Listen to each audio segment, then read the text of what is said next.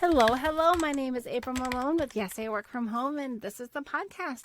Today I get to do a solo episode. We're going to talk about a few things, mostly relating to how to find a good place in your home for your office space. And it's a topic that I've touched on here and there a few times, but we're going to be a little bit more, intentional about talking about it all at once. Kind of going through a little tour through a house or home and thinking about what you might be able to do. But before I get into that, I do want to remind you that I am always looking for guests for the show. If you have an interesting story or a unique situation that has caused you to need to work from home, or a lifestyle that you've gotten to enjoy because you work from home, you want to tell other people about it, feel free to reach out to me. You can find that guest interest form at www.yesiworkfromhome.com/podcast/guest. Both podcast and guest are singular. So if you are interested in doing that, there's a little form you can fill out. It'll just ask you a few questions about your work type. I do interview not only entrepreneurs, but also employees of bigger companies, small business owners, freelancers, contract workers, something like that. Whatever you are, I am actually interested in talking to you. So reach out to me. I do sometimes batch record and record several episodes within like 1 week. And then other times I'm kind of caught up. So right now I think that I'm going to record and publish this today. So we're in real time today here. It's been hot here in Arizona, about 117 degrees Fahrenheit, which I believe is like 47 Celsius for those of you who are not here in the U.S. It's been hot, and we just got the air conditioning fixed. Our air conditioning actually is working, but the condensation line that apparently the condensation that is collected from the air conditioner drips down this special pipe outside of the house, and that pipe got clogged and was coming out an emergency valve, which thankfully my husband was like, I wonder if that's supposed to be doing that right now. And he looked it up, and sure enough, that was a problem. So it's hot here, and I hope that you are healthy and happy and safe at home. We are going to be talking a little about safety and also just being comfortable working from home in the space that you have. And I do understand that not everyone has a big house with lots of spare bedrooms to put their office space into, and I want to be considerate of that. I have lived in several different kinds of situations, including bigger and smaller houses than I am in right now. I have not worked from an apartment, but I have talked with a lot of people who do. So we're going to kind of walk through a typical living situation and talk about a few of the non-typical options that people have come up with as well. So let's start off with, if you're looking around your home and you're like, I want to work from home, but I don't know where to put my setup. Some people do come with a desk. They already have one, or their company has provided one. And they're like, I need to find a place for this desk. Other people are like, I need to work with whatever I have. How can I make this work? And I think that both are doable. If you have any budget, I would definitely recommend. This is my advice. I would say invest in a better chair. If you don't have an amazing chair to work from, if you're going to be sitting a lot, that's where I'd put the money. If you are going to have anything to work with as far as desk, that's the other most important thing, I think. Desk and chair kind of go hand in hand because you need to have the right height to sit at, a lot of different surfaces, and a lot of the adjustable ergonomic chairs will let you adjust that height so that you can be, as comfortable as possible. So if you're like me and you're, kind of having to get a little scrappy and be like, I don't have enough rooms in this house, or in this apartment. And I'm like, I've got kids, sharing bedrooms already, and where are we going to put me up? I'm in a closet. If you've been around and listened to any other episodes, you probably already knew that. I am in a small walk-in closet that our master bedroom has, and I don't remember the actual dimensions. I never can remember, but it's probably like 7 by 8 or something like that, but with a few shelves built in. And the reason that I'm in this closet is because I was working out of our guest room. Now, if you have a guest room that you can dedicate as your working office, that's amazing. I had that for a while, but then when I had guests who wanted to come and stay with us, we didn't want to make them sleep on air mattress in the living room. We wanted to be able to give them the guest room, which actually had the bed in it and everything, but I was working overnight. So I was working all night long, not just teaching, but also doing my transcription work. And I was working like 5 p.m. until 5 a.m. and singing songs, and sometimes actually till like 7 a.m. So I needed to move out, and that's how I got the idea of working in this office. It was right around the same time that I left Mayo Clinic and started doing my English teaching, ESL teaching online full-time. So when we moved me into this closet, my son got his own bedroom. So basically the guest room became my son's room. And then if we have a guest, my son goes and gets into a trundle bed in the girls' room. And that actually only happens a few times a year. It's a pretty good situation. They kind of like that anyway because they get to do a little camp out. But all right, I have interviewed quite a few people now, not just for the podcast, but also one-on-one consultation or market research types of things. And I've learned a lot of things about the different kinds of setups that people have put their office in. And I'm just going to talk about some of the pros and cons of different areas of a house and situations. So where's the best place to put an office or a home office setup? It totally depends. And it depends on if you have kids. It depends on if you have pets. It depends on if you live alone.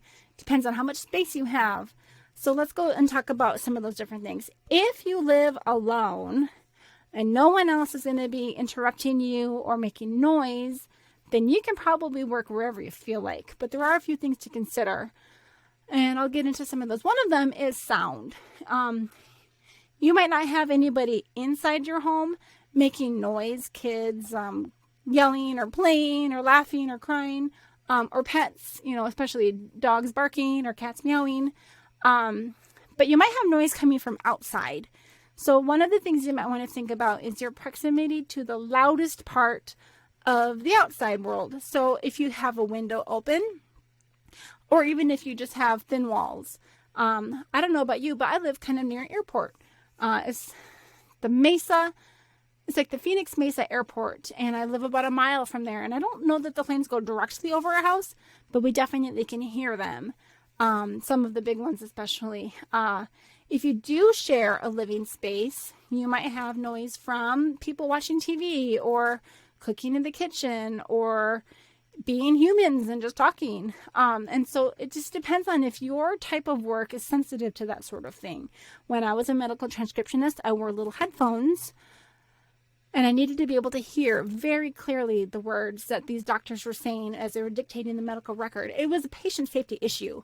I needed to be able to hear. And we didn't have, at least I wasn't issued any like big fancy headphones. They were kind of like sensitive. I could hear my surroundings very well.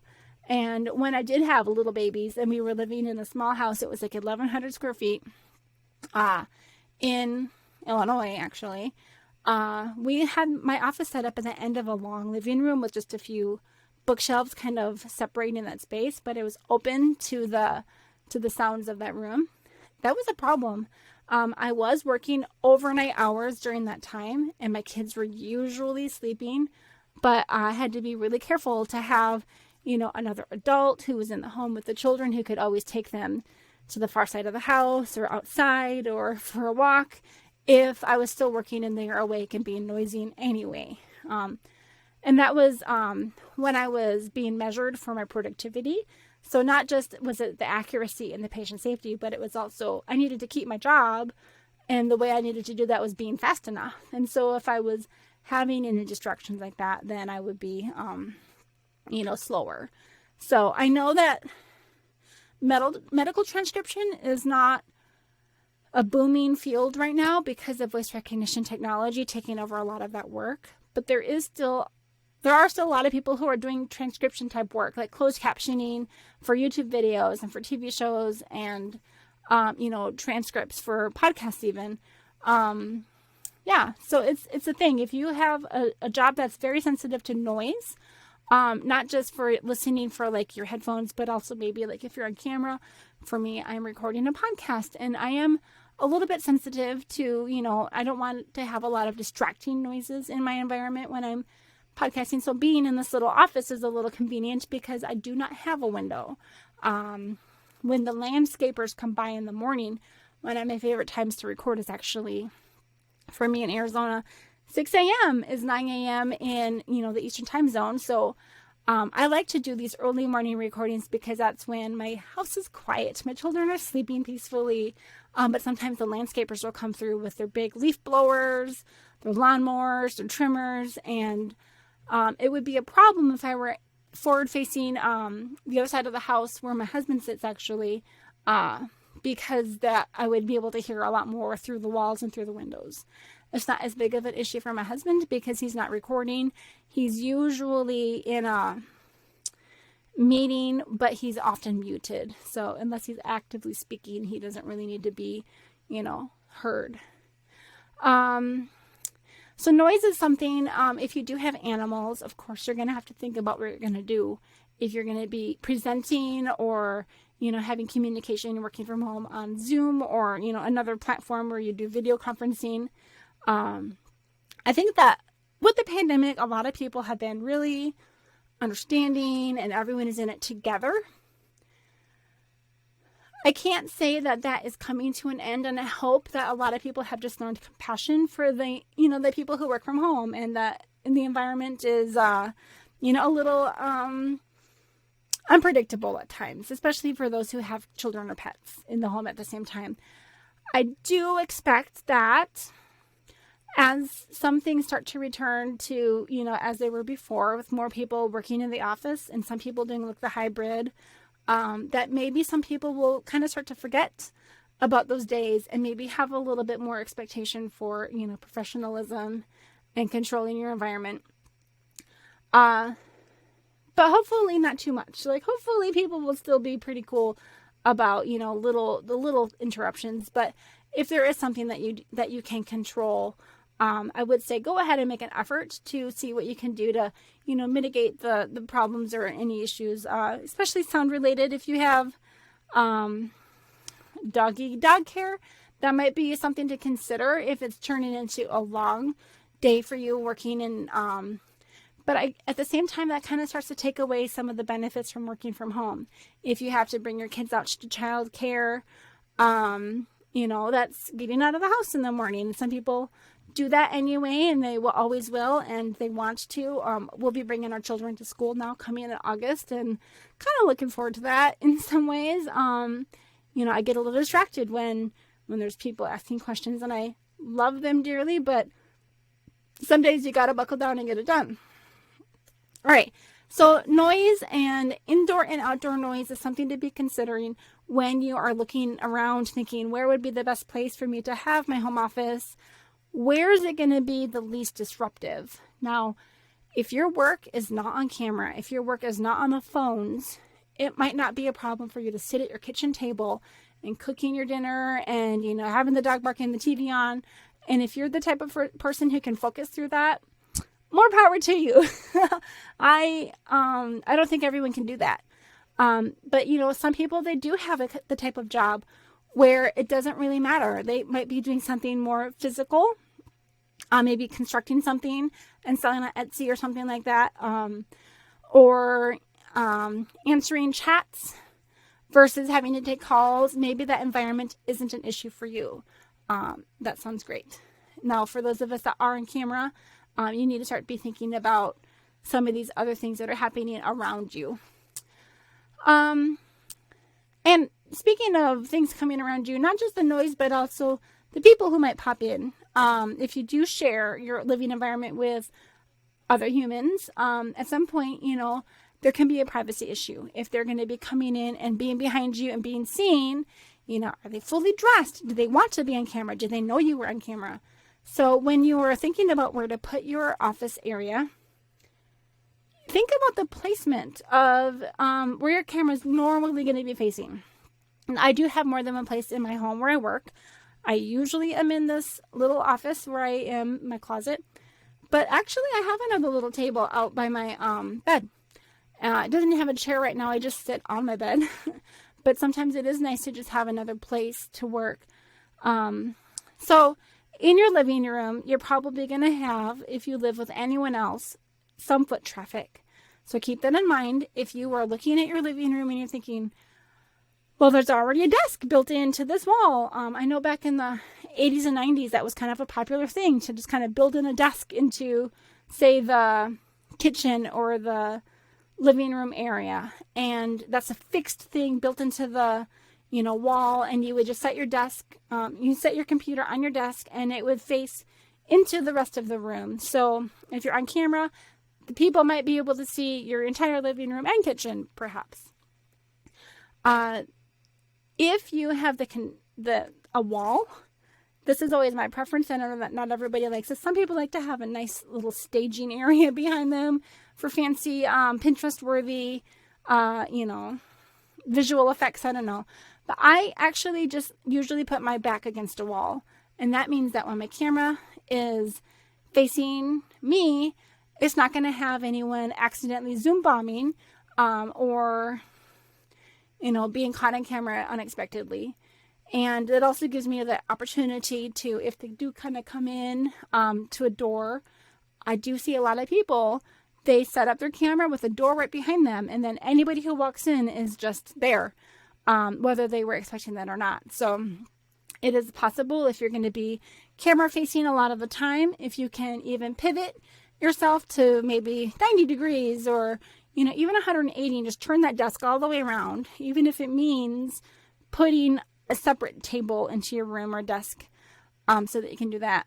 If you're going to be in a very high traffic area, keep that in mind. It might not be as aesthetically beautiful to have a desk kind of sitting out a little bit, but there might be reasons to consider it depending on your workflow.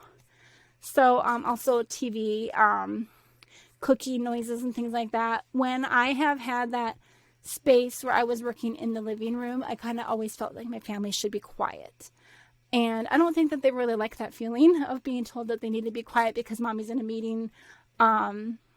So when I had the opportunity to move into a closed door bedroom in our next home, it was really convenient for the family to just live their life, and I would just be off working.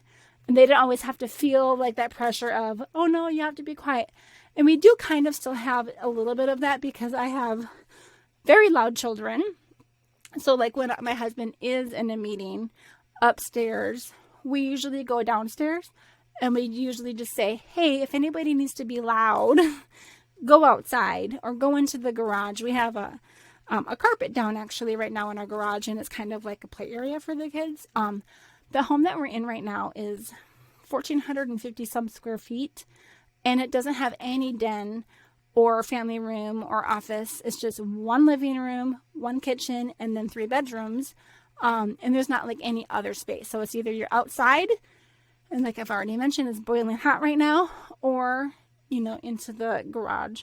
And then that is separated enough from the rest of the house that if they are shrieking with joy and, whatever other kinds of noises the kids make, it's not going to interrupt my husband's call. For the most part, he's able to mute himself, so it's usually not an issue, but it is something to be considerate, I guess, of for them. So another thing to be mindful of when you're thinking about where to put your office is just safety issues. I am in a closet with one outlet. And if you do have a closet and you're thinking about using it for your workspace, does it even have an outlet? Where are you going to charge your computer? Where are you going to charge your phone?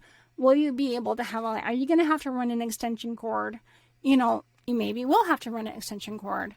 I was lucky enough to have this little router box behind my curtain here that actually is where the router controls are. It's kind of like if you will, like a fuse box for the router, and so, or for the cable connection. And so basically if I flip the switch, it activates the cable coming into the kitchen or into the living room. Or in this case, actually, I do have a connection that comes into this office for some weird reason. And I'm able to have my router in the same room as me here, which allows me to have a short Ethernet cord that runs to my docking station by my computer. And I don't know about you. Okay, I told you that I think that the most important things to spend money on would be a good chair and a good desk, but also the good internet connection. And if that means paying the internet people to come to your home and poke a hole in the wall and run that cable into the room where you're going to be working, I think it's very helpful and convenient to have the router closest to you as possible. Now, for me, in this office where I'm at, this room is fairly central for the rest of the house. And so that means by having this here, the rest of the house is still going to have a good connection. There aren't any like dead spots. Now, if I were to be way over in some corner of the house and then have a whole bunch of space and walls and stuff to the other side, it might be more problematic. Now, I have seen people generally working out of their office, but maybe like they'll record a podcast out of a closet because it's soundproof. It's a really nice place to record a podcast because there are no windows and it's kind of insulated from the rest of the house. But they might have kind of crappy internet. And so be careful about, your proximity to the router if you are moving things around. I think it's best to have it in the same room as you. Even if it's going to cost you $150 to have the technician to come to your home, it's worth it. When I actually lived in Springfield, I was using, this was back in the day of, was it called DSL? Is that what we used? It was like the phone lines, right? And I didn't know for sure when I moved in if I wanted to work out of this guest room or if I wanted to be down in the dining room. I had this 100-year-old house. I was single. I lived in a 4-bedroom house. And I was like, do I want to work out of the library or the dining room or the guest room? I'm by myself. I can choose any room I want and nobody's going to stop me. And so I had the guy just poke the DSL cords, whatever that works, the lines into all 3 of these different areas of my house. I did end up working out of one of the 4 bedrooms that I had. And I stayed there. I did eventually get roommates. I did eventually get married. I did eventually even have kids. And I just stayed in that one same office the whole time. Man, if you have all these extra rooms, you were lucky. Count your blessings. And, an extra spare bedroom or a guest room is really nice, but you definitely need to think about what you're going to do when you do have guests. All right, let's talk about some of these other things. Closets. I've been talking about my little walk-in closet a little while, but I know that this is not the only kind of closets that people have. I have lived in, like I said, a house that was 100 years old. So I know that there's different. We had a tiny, tiny little single closet. I don't think that we could have put a desk in there unless it was like a foot wide, maybe a foot and a half. But I have seen Pinterest has tons of ideas of how people have made home office setups in closets of varying types and sizes. One thing I would recommend is before you go buy a desk, get a measuring tape. Figure out not only how big is this space inside of the closet, but also how big is that door. Are you going to be able to even get what you want into that space? A lot of people take the doors off. I have seen people that have like the his and her side-by-side closets, like with the big sliding doors or whatever. Take the whole thing off and just stick a full-size desk in there. But you need to be thinking, like, how deep is this desk? Is it 30 inches deep? Is it 26 inches deep? Is it 20 inches deep? How deep is my closet? You might be laughing, but I'm serious. Like, you might not always be able to eyeball it as well as you think you might be able to. Just take that with a grain of salt. I have learned from my experience. I thought that a desk was only 12 inches deep and it was like 17, and that kind of was problematic. So I think I mentioned earlier that my husband is in our bedroom right now working. When he decided to work from home, we actually put him into our son's bedroom. Let me rephrase that. When my husband started working from home because of the pandemic, we found out on Friday that he was going to start working on set on Monday from home. And we actually had house guests that weekend. My in-laws were staying with us and they left on Sunday. And maybe they even left on Monday morning. They left on Monday morning, and I think I just stripped the bed and started just moving things around and put my son's desk, turned it around, gave him a lamp, and gave him some outlets. I had made a purchase at, I think it was Costco, and it was, you plug it in a regular outlet, but it actually has like USB port, do you call that ports? Yeah. So it had a couple, I think it had like 4 or 6 outlets in one, and then the USB options as well. But again, keep safety in mind. Do not overload your outlets. You might need to consult with a professional. If you are going to be, putting a lot of, heavy work on one outlet, make sure that you've got a fire extinguisher nearby, and, just really keep in mind what you're doing, especially if you're trying to run anything like a heater, or a portable air conditioner or something that, will pull a lot of energy. Usually with just running my laptop and a few LED lights, I don't feel like I'm pushing it too hard, but I do have this battery backup that I've got coming out of that one single outlet that's with my router box. I've got one outlet back there, and it's covering my battery backup. So definitely, I would say it might not seem like the top thing to put in your office, but I think if you're far away from a water source, that fire extinguisher is definitely a smart idea. So my son was not really spending much time in his bedroom outside of his sleeping hours. And because they had been in school, my kids were pretty accustomed to waking up by 7 or 7:30, and my husband was starting work at 7:30.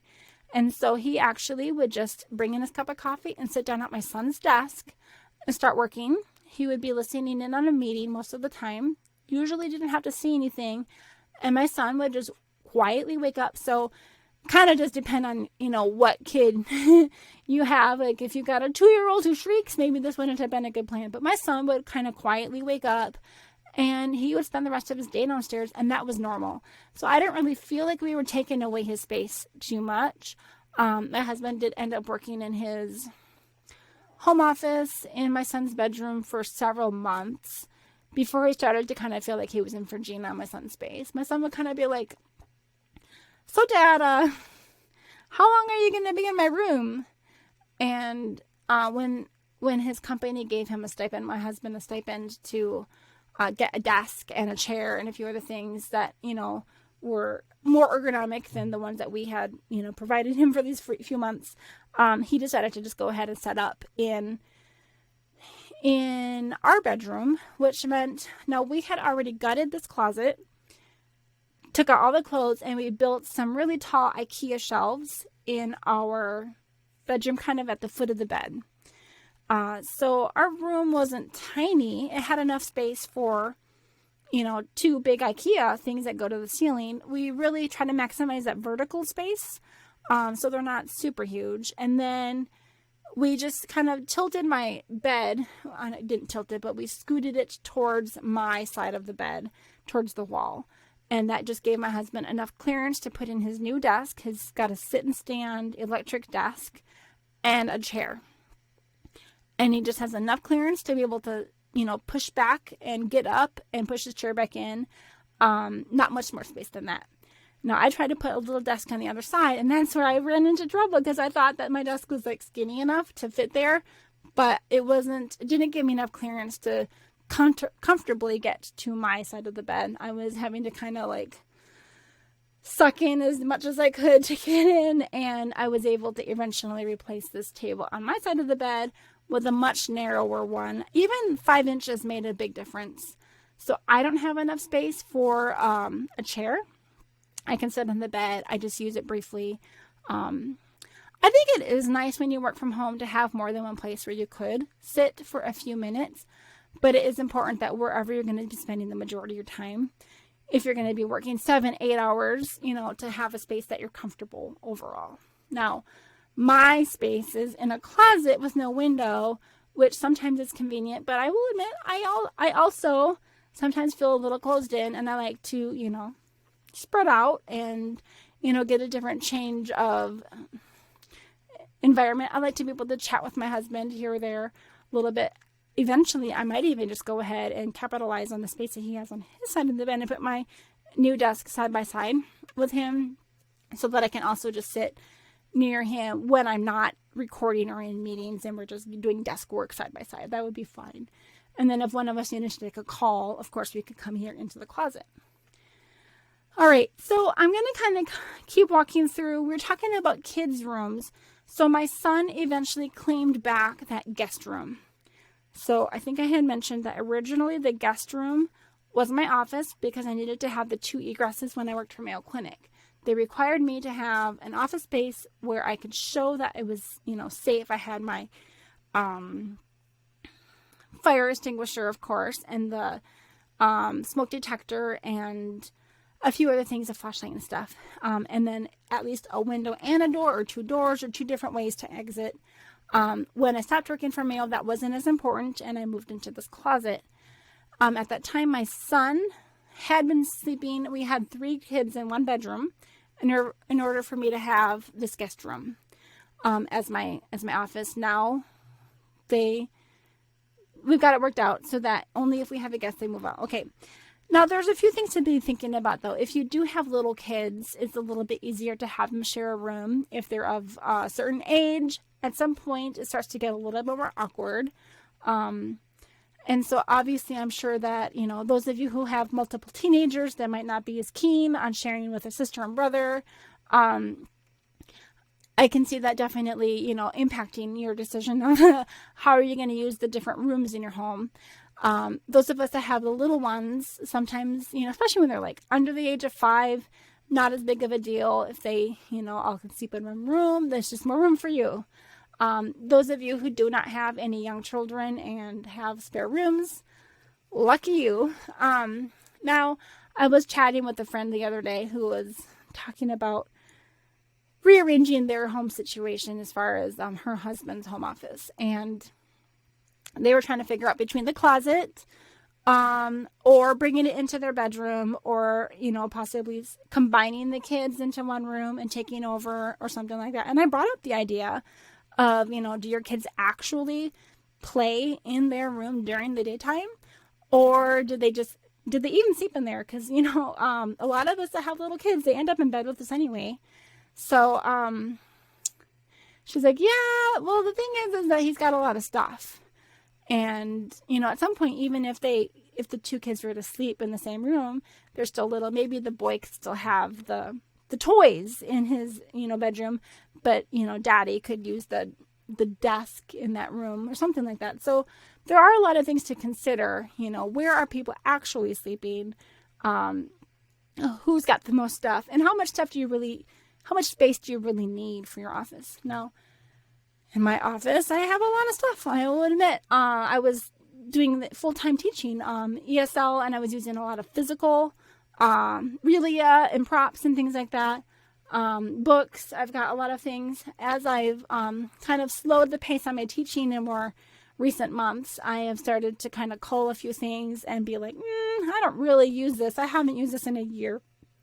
So it's probably time to go. But I'm starting to make more space for things like my markers, and I don't know, I've got some books that I like to consult, and other type of business things. I've got more video recording equipment in here. I've got my teleprompter that I don't really ever use, and just some of the equipment that I have used, like, the boxes from some of my stuff that if I ever needed to move, I might want to use them again because they're the right size.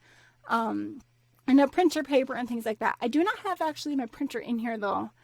And I have it in the hallway, which is actually okay. I do have to get up and go to get the things that I print, but I don't print all day, every day like I used to when I was a secretary.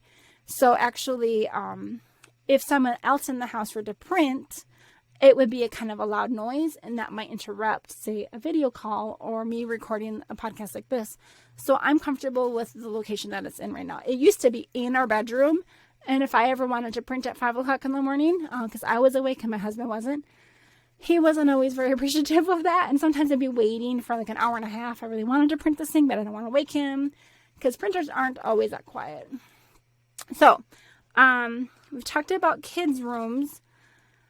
We did end up adding a trundle bed into my my daughter's room so that my son can use that extra bed if we have a guest. But overall, I feel like the situation that we have right now is working pretty well for us, and I don't anticipate us changing that. Though once my kids do go back to school, I might sometimes take over his desk if I want some bright, fresh, sunlight. But he had been using that space for his online school for the past year. They had been doing online school, and he was in quite a few meetings. I think like 3 or 4 meetings a day for a while. So at some point he needed that space, but now that they're going to be going back to public school, that desk might be more available for me if I ever want to change a pace. So we talked about bedrooms. Our bedroom has been my husband's office probably for about 9 months now. And at first I thought that might be a little awkward, but as his workflow was a little different from mine, I'm on camera, he's not. So their culture, their environment, the way that they have meetings, they actually do use, video conferencing technology as far as their meetings, but most people keep their camera off. And so, it might be a little awkward to have like a bed right behind, because the way that he's set up, he is just facing our bed, like the camera would be facing the bed. It's just that he never needs to turn it on. I have been pretty conscious of being careful about the way that I use my camera. I guess what I'm trying to say is I have a cover over my camera, at least the one that I have like built into my laptop. I bought one of those little sticky covers that slides. I have installed quite a number of different apps and software things from other countries, and I'm not always sure of the security, and I just maybe it was one of those Black Mirror episodes that I saw that made me think, I don't want anyone, accidentally seeing me or spying on me through my camera. And so I do cover it. And then the extra camera that I have, my external camera that I use, the Logitech, I often just take it off of my computer and face it towards the wall so that, you've heard stories, I'm sure, even recently, of someone being on camera when they didn't realize that they were. I've changed my clothes before. I have realized that my camera was on, and thankfully I wasn't in a meeting or a class with anyone. I was like, I shouldn't have. So I have just made it a habit to not change my clothes. I work for, companies that require a certain dress code, like a certain type of shirt, and I would just be like, whoop, and I would rather not that ever accidentally be recorded in any way if I forgot to push end on a Zoom or on a call or something like that. So wherever you do set up your office, I do recommend having a little bit of extra privacy for yourself in that way, either with a camera cover or just by always having your, like if you have, things facing that wall, they're not going to be facing, say, your bathroom or your bed or anywhere else. So just something to keep in mind as far as like not just privacy for yourself, but privacy for other people. If you are in a meeting in your own bedroom and your spouse is sick and sleeping in bed, or sick, or kids or something like that, I prefer to not have my bed in view for that reason. All right, I'm getting a little bit off track here. Come back around. Let's see. So yeah, you can have a small or a walk-in or a double wide closet and just go ahead and look on Pinterest. Facebook probably has some cool images somewhere too, but people do it so that they can close the door and like just kind of push in their chair and close up the whole thing, especially if they're doors that can either slide or that come out. Some of them, your desk might be too wide and you might have to just permanently take off that door and just kind of like include the decor as part of your, room, your bedroom or whatever.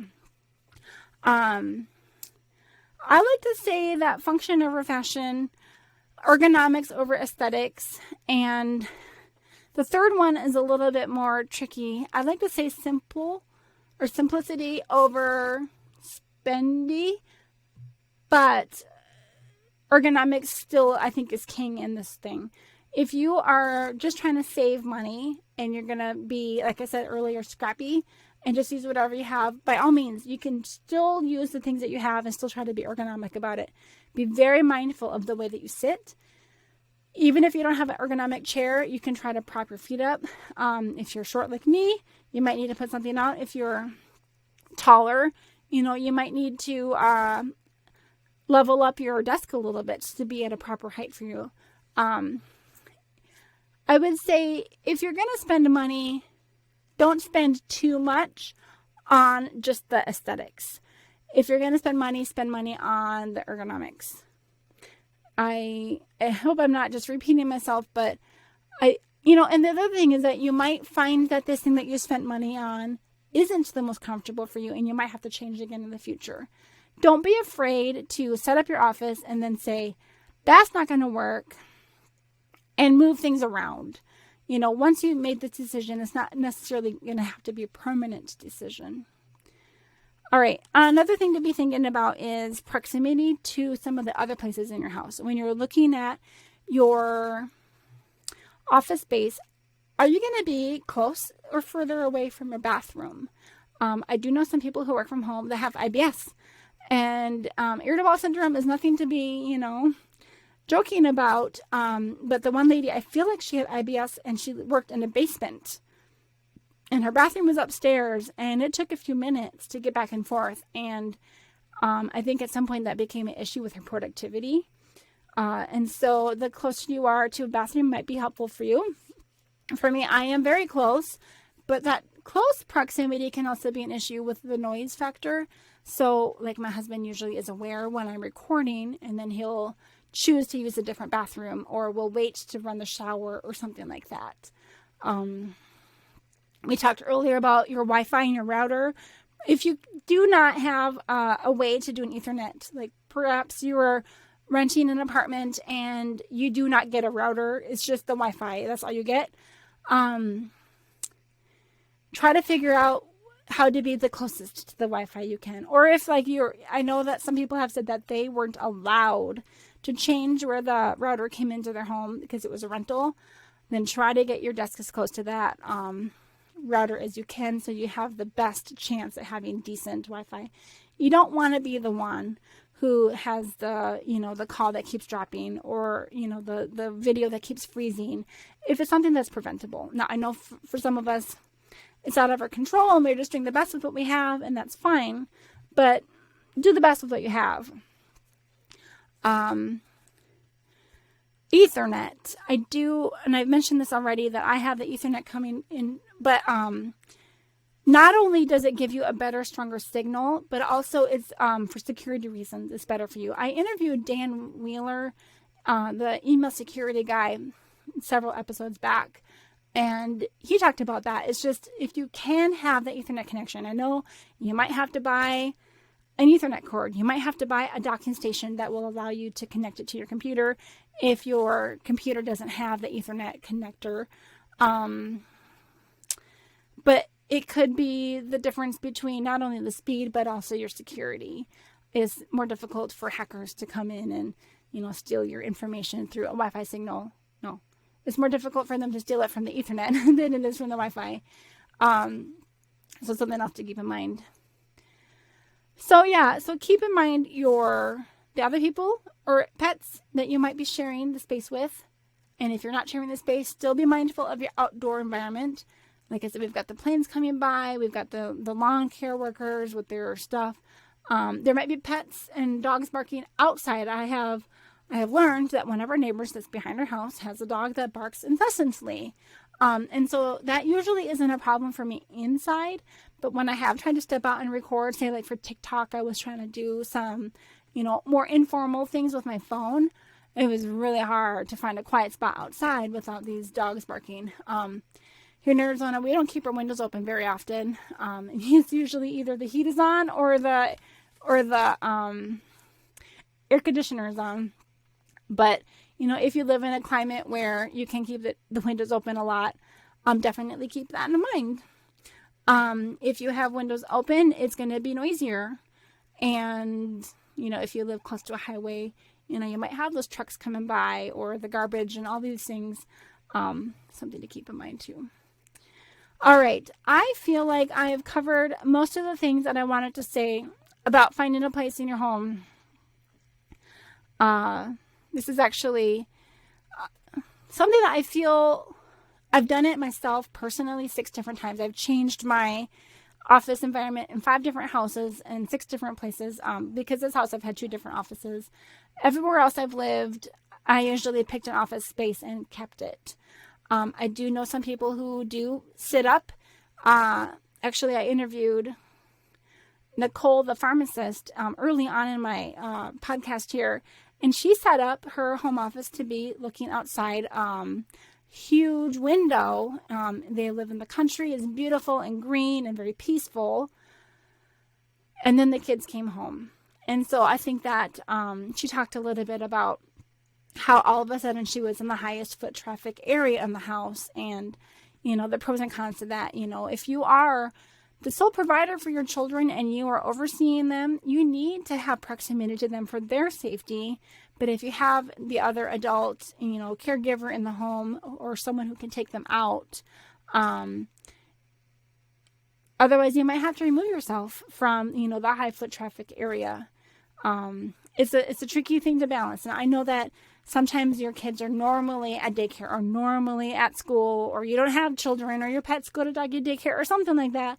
And it's just on the rare occasion that sort of thing would happen. Again, I think people are usually pretty understanding if it's like the exception to the rule. But if something that you have control over, do your best with what you have. You don't have to spend tons and tons of money to get set up as a home office. It's the sort of thing that I would like to maybe make a little improvement into my home workspace every few months. I'll be working from home and I'll be like, you know what?